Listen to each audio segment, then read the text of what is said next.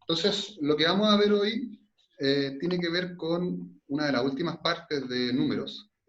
Quizás no hemos definido el tema de los números reales, que es algo que también tenemos que hacer desde la próxima semana, que también va a tener que ver con lo que está relacionado con raíces, en realidad con potencias, con logaritmos, ¿ya? Que son los números irracionales, que esa es una parte que vamos a tener que sí o sí verla en algún momento. Entonces, dentro de la parte final, el inicio de la parte final de nuestras clases, tiene que ver con lo que es proporcionalidad. Y quiero comentar algo al principio.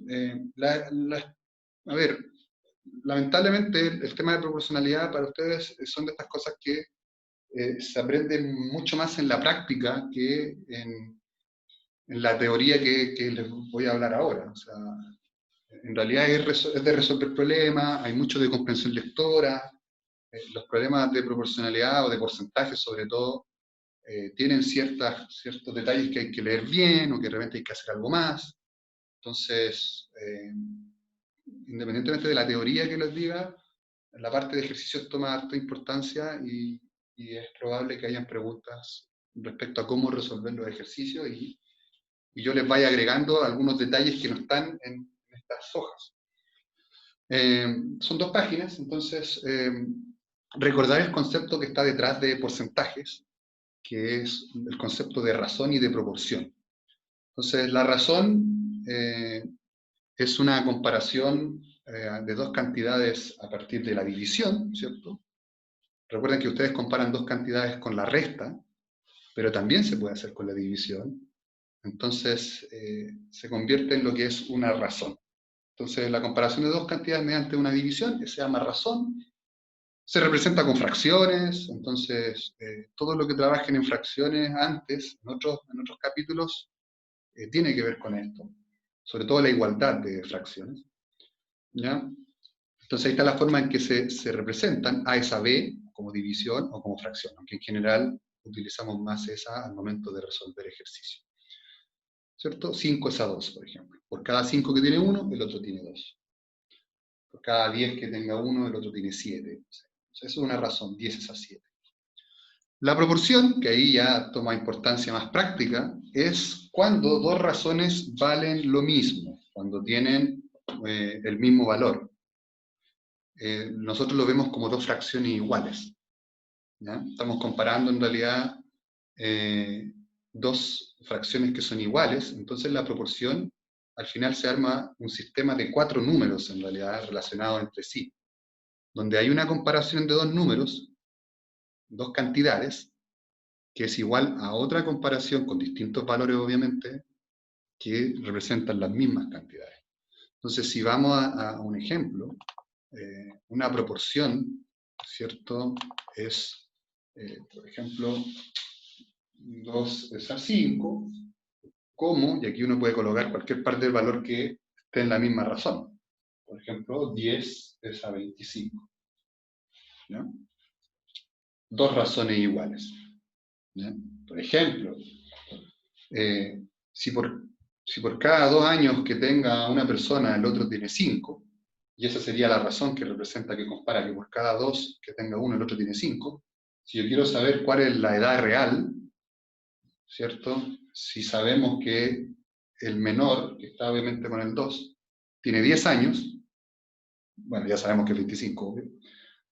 Pero ese son el tipo de planteamientos que uno encuentra en problemas de proporcionalidad o de porcentaje. Esta regla de 3 que tanto uno utiliza para encontrar el valor desconocido y que ustedes multiplican cruzado, ¿cierto? Multiplican cruzado los valores que saben y dividen por el valor que falta, ¿cierto? Y así encontraban el valor que les faltaba. Entonces, problemas de proporcionalidad, en general, la regla de 3, entre comillas, que se utiliza desde hace muchos años, es algo que está en prácticamente muchos de los cálculos que ustedes hagan en los tipos de problemas. Es como de lo más repetido que aparece, esta regla de 3, que ustedes no solamente usan en matemáticas, claramente Lo utilizan en ciencia, en física, en química, biología quizás. No sé qué otra asignatura lo ocupan, pero por lo menos aparece en una asignatura más que matemática. Entonces, volvemos a lo que estábamos viendo. Entonces, la proporcionalidad entonces se da cuando hay dos razones iguales. Ahora, las relaciones proporcionales en general son de dos tipos, ¿ya? Quizá aquí hay una tercera que no aparece, que es la compuesta, pero eso es una combinación en realidad de las que vamos a ver ahora.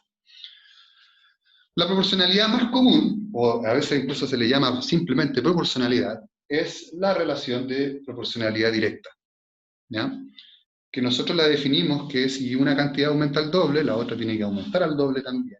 Si una aumenta al triple, la otra también se tiene que multiplicar por 3, y así cualquier número que a ustedes se les ocurra, es como una amplificación, ¿cierto? O al revés, se puede ver si una se divide por 2, la otra tiene que dividirse por 2. Son aumentos de ese tipo, son como aumentos y disminuciones en una misma cantidad, en un mismo factor.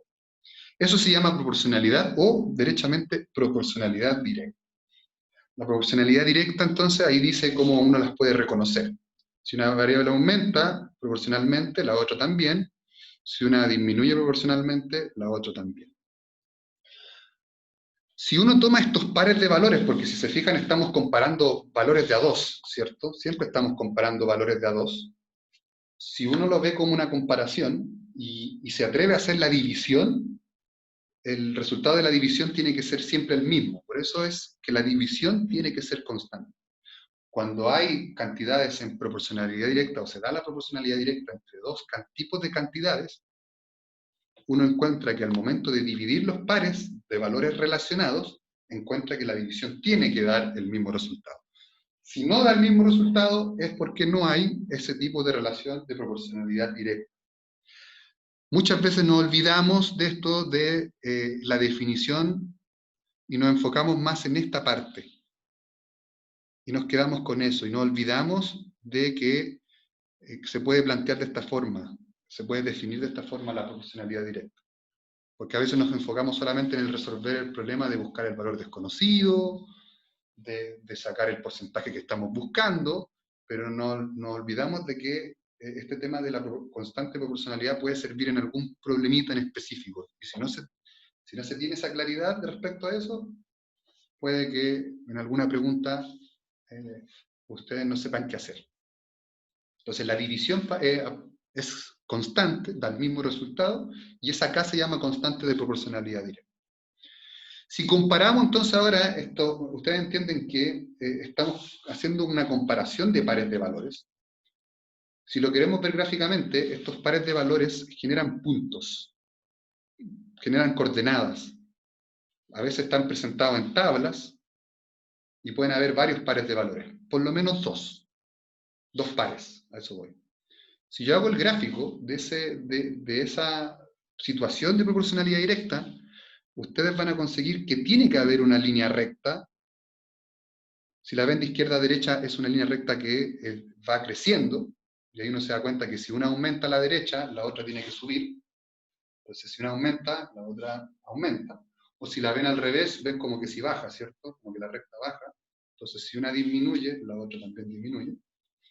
Y además, las situaciones de proporcionalidad directa tienen algo muy particular, que no es una recta que generalmente tome valores negativos.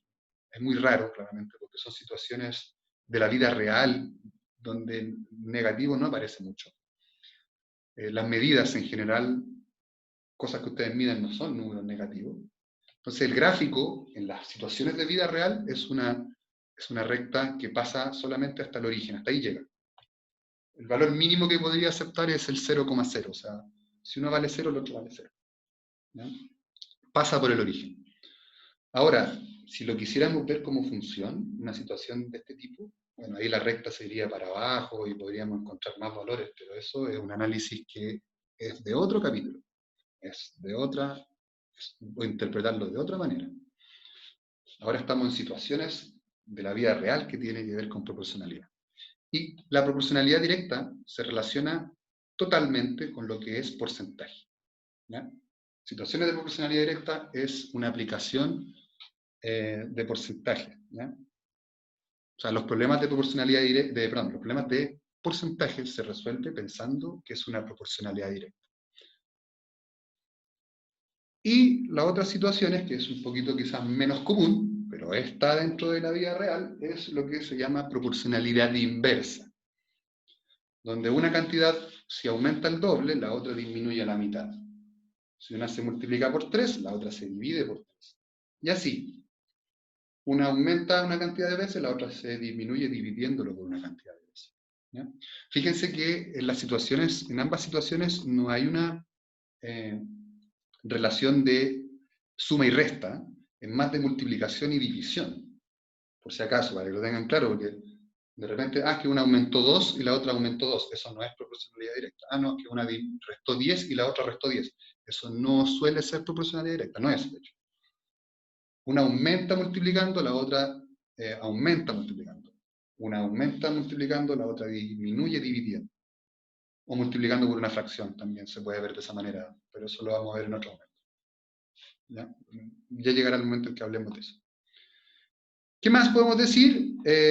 Lo que acabo de decir, ¿cierto? Si una aumenta, la otra disminuye, o al revés, si una disminuye, la otra aumenta.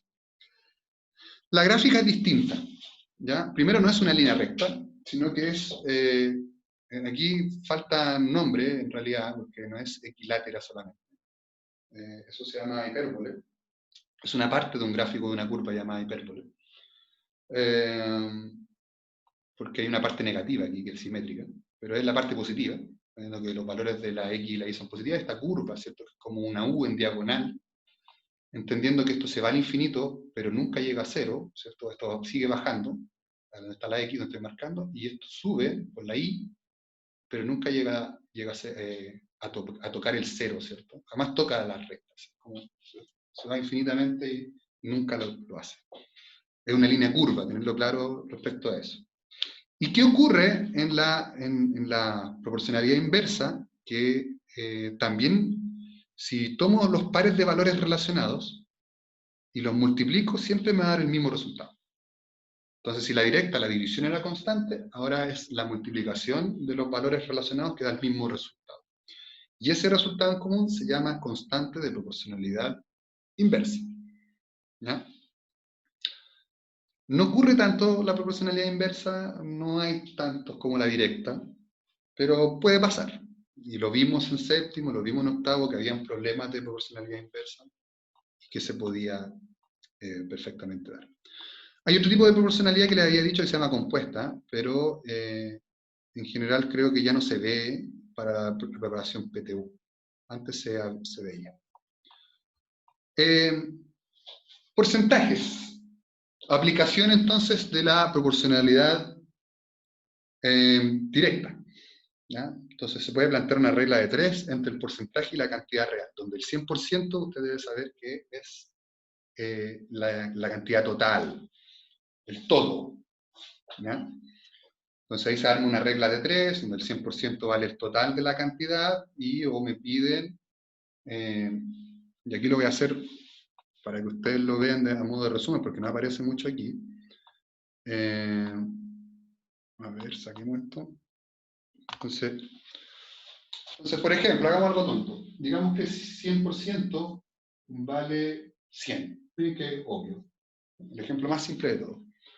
Entonces, si 100% vale 100 pesos, digamos que fuera dinero, y yo quiero saber cuánto vale el 20%, es obvio que tiene que ser 20 pesos. Fuera dinero. Entonces yo comparo el porcentaje y la cantidad, donde yo sé que el total, el todo, o lo que no ha cambiado, porque eso lo vamos a ir viendo en los problemas, o la cantidad original, vale el 100%, está relacionado en una razón con el 100%. Entonces, bueno, yo armo una proporción, puedo armarla con otro porcentaje distinto a 100, obvio, y otra cantidad distinta. Entonces, los problemas de porcentaje, cuando armo esta regla de 3, tiene que ver con alguna de estas 4 opciones. O sea, puede que mi problema, bueno, la única cantidad que sí o sí sé es el 100%, es una cantidad que yo tengo en la mente y que claramente la sé. Pero estas 3 son 3 problemas distintos de porcentaje. Y lo vimos también en séptimo y octavo. Por ejemplo, ¿cuál es lo más común? Lo más común es esto. Eso equivale a la pregunta, calcule el 20% de 100.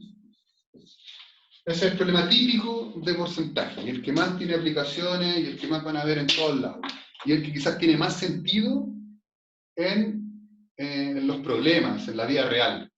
Calcular el porcentaje de algún número, entendiendo que ese número es el 100%. Aquí se sostiene prácticamente todo la matemática de porcentajes para una persona común y corriente, ciudadano de un país. Los otros problemas son ya como buscarle un poquito la quinta pata al gato, ya es como un poquito más raro, pero ¿qué pasaría si, por ejemplo, aquí tengo el 100%, tengo el 20% y tengo el 20%, por ejemplo? Y ahora falta la cantidad total. Ese es otro problema. Eso equivaldría a decir, por ejemplo, si 20, ¿de qué cantidad?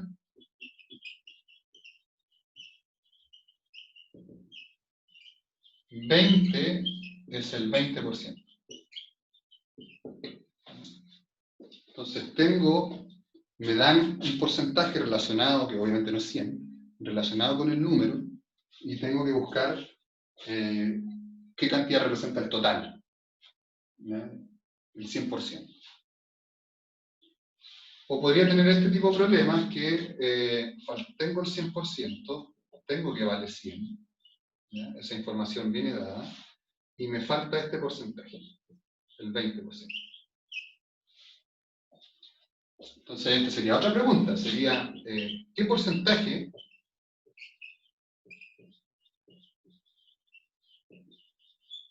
es 20 de 100? ¿Qué porcentaje representa de 100 el 20? Entonces, cuando tenemos problemas de porcentajes, estas son las tres situaciones que podrían aparecer.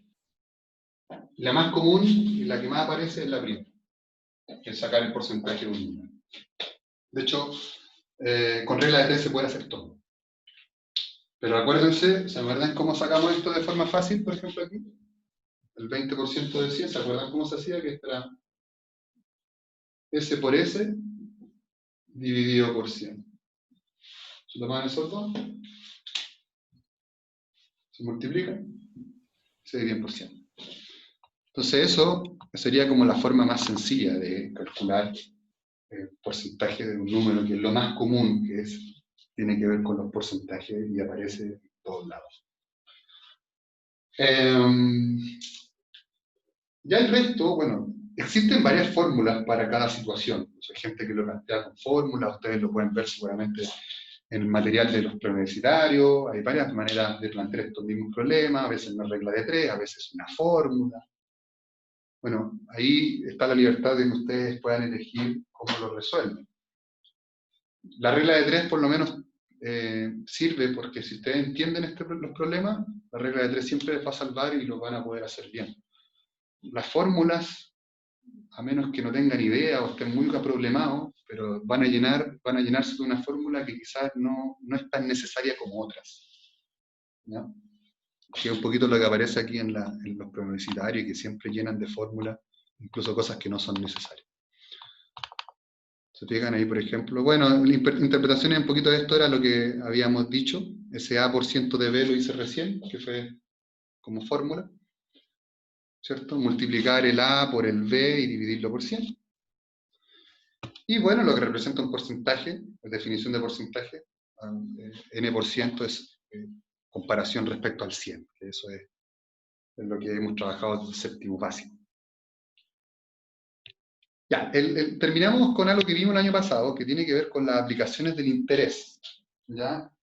Entonces, de modo conceptual, a modo de introducción, en estos 7 u 8 minutos que nos quedan, ¿qué es el interés? O, por ejemplo, en las dos situaciones, ya sea buena o mala, ya sea que si yo, por ejemplo, meto mi dinero en un ahorro y me da un interés, por ejemplo, y hay una ganancia, ¿cierto? Estamos viendo esa situación positiva, porque son situaciones de ganancia, no es como este interés de no pagar las cuotas que tienen seguramente sus papás, por ejemplo, el crédito, que claramente ese interés no pasa a ser una ganancia, ¿cierto? Pasa a ser un aumento en la cuenta nomás.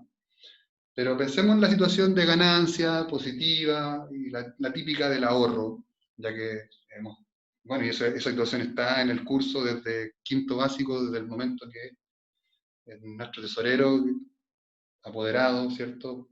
Don Rafael, ahí nos empezó a ahorrar dinero en las cuentas no corrientes, ¿cómo se llama? Fondos mutuos, ¿cierto? Entonces, hay dos situaciones de interés. La primera, que es la más simple, es lo que se llama el interés simple, que en general yo creo que no aparece mucho en la vida real, que de manera sencilla, y aquí lo coloco en la pizarra, de manera sencilla, las situaciones de interés simple dice,